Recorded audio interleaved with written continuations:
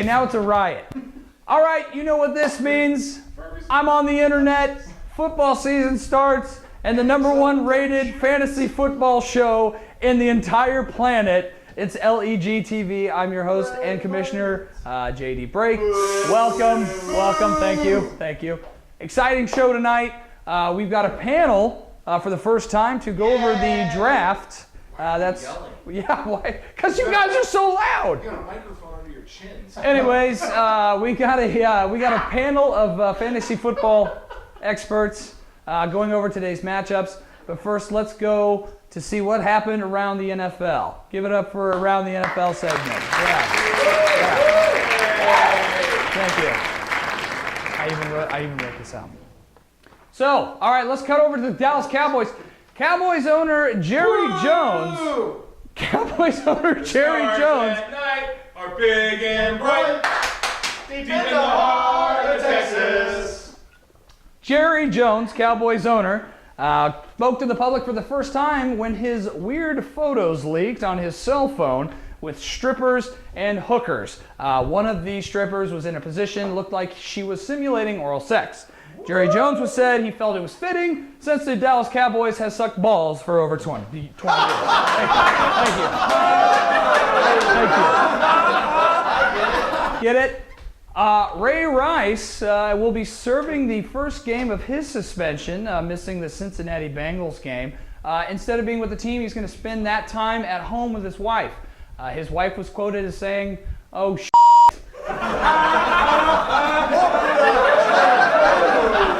So also Michael Sam, the first openly gay NFL player in the NFL, did not make the cut for the St. Louis Rams and missed the practice squad. However, the following Monday night, Vince McMahon invited Michael Sam to come out to Monday Night Raw. Michael Sam caught up with our crew and asked if he wanted to wrestle, and he said, not really, wrestling's kind of gay. Hold on. Anyways, all right. Oakland Raiders have named Derek. He signed with the Cowboys today. Oakland Raiders. Did he sign with the Cowboys? Going back to sucking balls. Sucking balls. It just comes around. Oakland Raiders have named Derek Carr, rookie Derek Carr, the starting quarterback. Woo! This is the 18th different starter for the Oakland Raiders in since 2003. Meanwhile, Jamarcus Russell still needs a place to crash. All right, that's enough of that. Let's cut it over to our panel of experts. We're going to go over the Week 1 matchups here at LEG TV.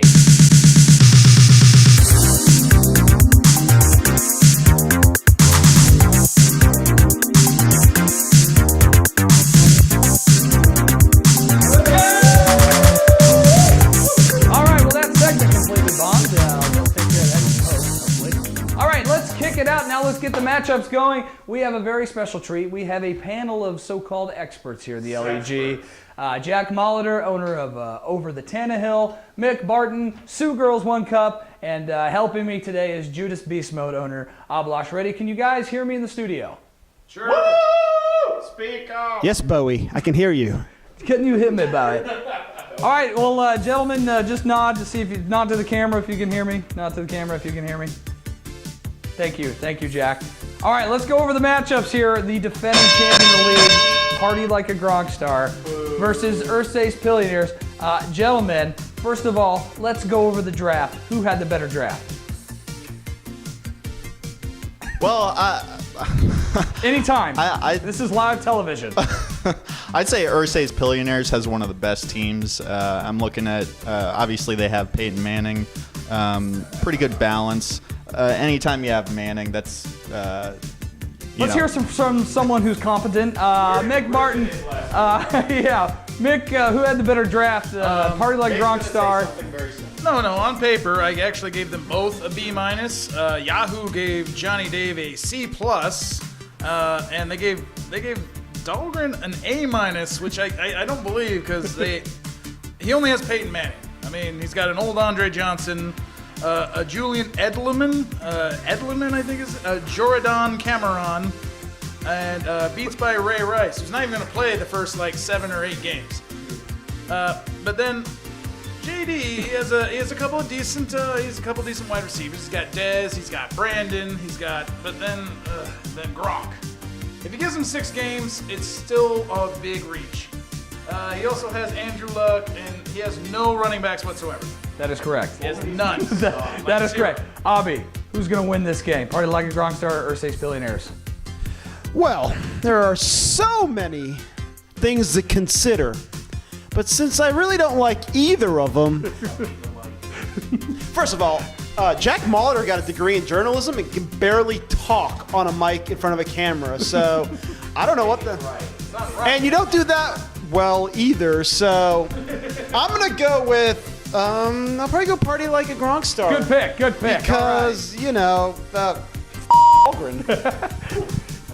That's sound thinking. All right, well, speaking of Avalosh ready, we got Judas Beast Mode versus the Hoffa Award winner, James Yarnell and the Woolly Mammoth. Jack, give us a rundown on James's draft. He had the first pick. Did he bomb? Well, how can you not pick Jamal Charles, right? I mean, Mick, am I right?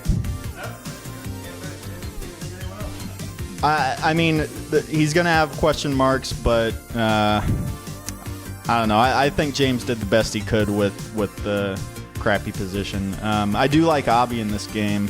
I like Abby's We're running out of time. Mick, what do you think of Abby's team? Good running back.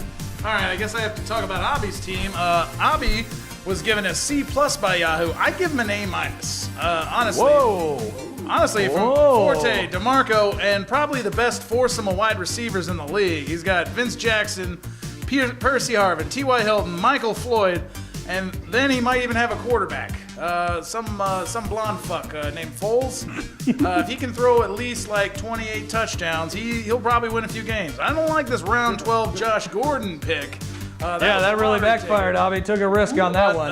Abby should easily win this one because James has no wide receiver whatsoever. Abby? If I won All right, that's great. Let's go over to If I won the Hoffa, I would kill myself. So, James, kill yourself.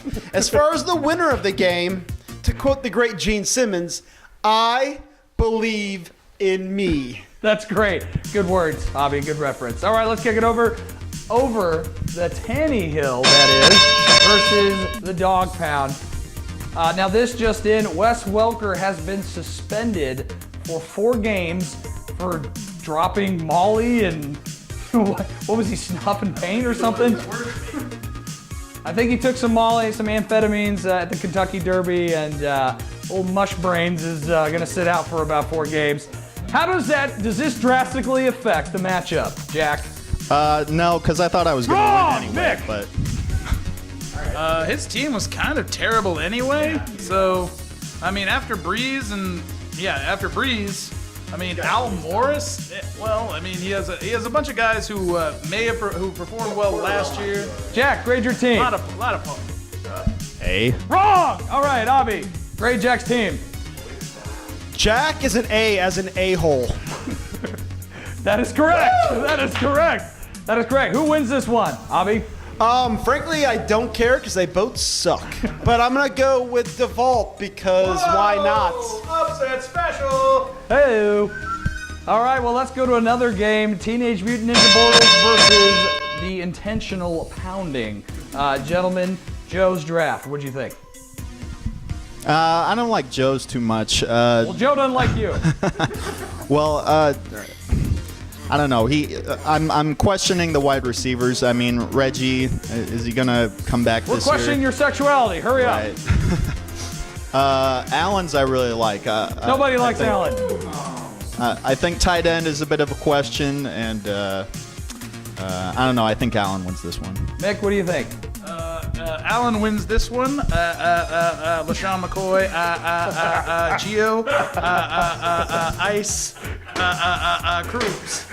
Well put. Abby, who pulls the victory out in this one? It's the black guy versus the fat guy. So I'm going with the black guy over the fat guy. Yeah, all right. There we go. Yeah, multicultural right here. All right, let's kick it over to this week's Game of the Week.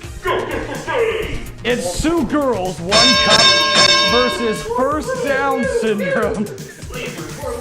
I can do this all in post. Thank you, dickheads.